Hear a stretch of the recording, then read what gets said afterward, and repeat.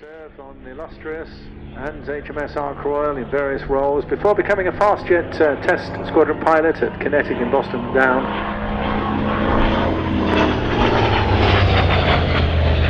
Warbird pilots, they're doing their best to give graceful lines.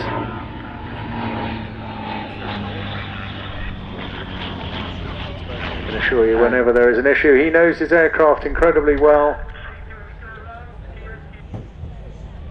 Gear down. Isn't it?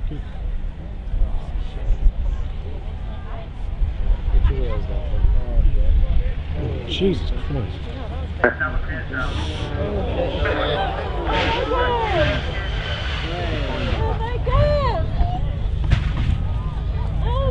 Well, ladies and gentlemen, luckily everything is okay. There was a serious issue with the aircraft. Very well done, Chris Gotka. Magnificent handling.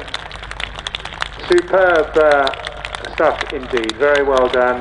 Thank you so much for your appreciation there, and delight that Chris is safely back on the ground. But a real tragedy. It's a magnificent warbird, and I suspect we will probably have to pause for a moment whilst we recover Chris from the runway.